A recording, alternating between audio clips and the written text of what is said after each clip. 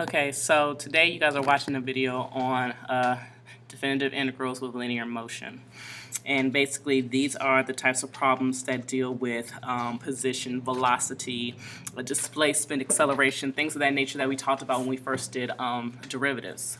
So we're just going to go ahead and jump right into it. The displacement function tells us the distance and direction a particle is from the origin at time t. Okay, and if you remember, the displacement function is your original function. Velocity is the first derivative of displacement, and acceleration is the second derivative of displacement. So, of course, with us dealing with integration, if you have velocity, the antiderivative velocity is displacement, also known as position. Okay, so the displacement function again tells us the distance and direction a particle is from the origin.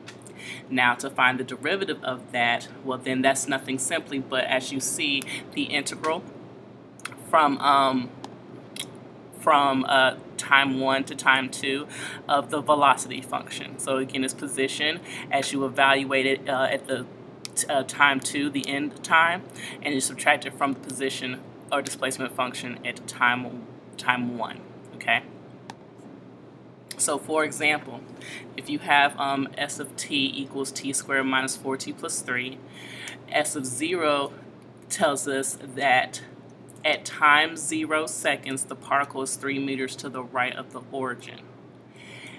If you have s of 2, well, that equals -1. That basically tells us that at 2 seconds, the particle is 1 meter to the left of the origin, okay? So again, remember, s of x basically represents our displacement function, so basically how far the particle has moved, the direction as well as the distance, okay? So if it's positive, it moves to the right, negative moves to the left, okay? So if I wanted to evaluate this function from 0 to 2, well, that's nothing but the velocity function. Again, once you take the antiderivative, that is displacement from 2 to 0. So again, you plug in 2, you plug in 0, and then of course you get -4, okay? And honestly, we got those numbers again from up here. We know s of 0 is 3, we know s of 2 is -1, so 3 minus, oh, I'm sorry, I did it backwards. S of 2 is -1, S of 0 is 3, so -1 minus 3 is -4. Ugh, Jesus, I'm struggling. I do apologize. So this gives us the change in displacement from time 0 to 2 seconds. It tells us that at 2 seconds, the particle is 4 meters to the left of where it was at 0 seconds. So that's what it basically tells us. Now, if v is the velocity function for a particle moving along the line, then the total distance traveled from time 1 to time 2 is given by the equation, the integral from t1 to t2 of the absolute value of v of t dt. So distance is always positive, so that's why you take the absolute value of the velocity function. So we're going to look at a first example here, okay? So the displacement function for a particle moving along a horizontal line is given by s of t, the function there, as you see, where t is measured in seconds, s is measured in meters. We're going to find all this information, and some of this stuff is going to deal with things from derivatives. So if you don't remember about like motion diagrams and things like that, you can always look back in your notes. Okay, I won't cover it in too much detail, but you can go back and look at it at your notes. Okay, so we're given that the displacement function is s of t. So to find velocity, that's nothing but your first derivative. So you're going to take the derivative of displacement, which represents velocity, and so then you'll get 2 minus 2t. So remember derivative. The derivative of a constant is 0, and then 2t would be 2, and then -t squared would be 2t. Now to find when the particle is moving to the right and when it's moving to the left, remember, that is when this is all this is derivatives. You set your velocity function equal to 0, and then once you figure out your time, well then all you have to do is figure that, okay, at a particular time I'm moving to the right, at another particular time I'm moving to the left. So this is part A. Part B, we'll set this equal to 0, subtract 2, divide by -2, and our time equals 1, okay?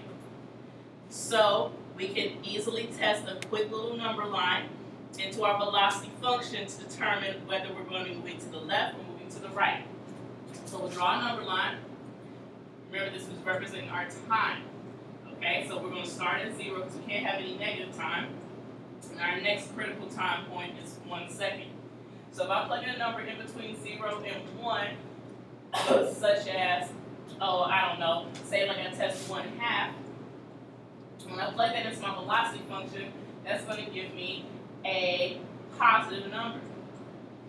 Okay, I think it's going to give me a positive 1. Now when I plug in a number after 1, say like 2, when I plug that in, that's going to give me a negative number.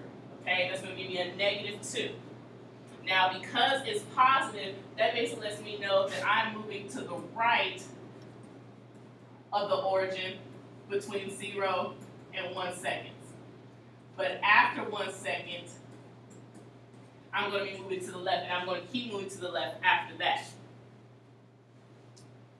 So then, part C says I'm going to draw a motion diagram. Well, a motion diagram is nothing but another number line that basically represents where and how far you're moving, okay? So I'm going to need to first figure out, okay, well, where exactly am I at 0 seconds, and where exactly am I at 1 second, okay? By plugging it into the displacement function, I'm basically finding how far I have moved from the origin, okay?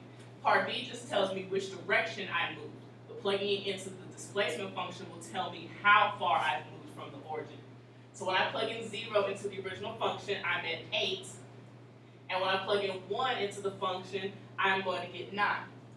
So this basically tells me again that at 0 seconds, I am 8 meters from the origin, and then at 1 second, I'm 9 meters away from the origin. Again, the origin is located at 0. All right? And more specifically, I'm moving to the right up until 1 second, and then I'm moving to the left after 1 second. So when I draw my motion diagram, okay, I have 0, 1, 2, 3, 4, 5, 6, 7, 8, 9. Okay? I'm starting at 8 because at 0 seconds, I am at 8. Now I move to the right for 1 second. Okay? So after 1 second, I have gone 1 meter and I'm at 9 meters. So in 1 second, I travel to the right 1 meter. And then after 1 second, I'm moving to the left.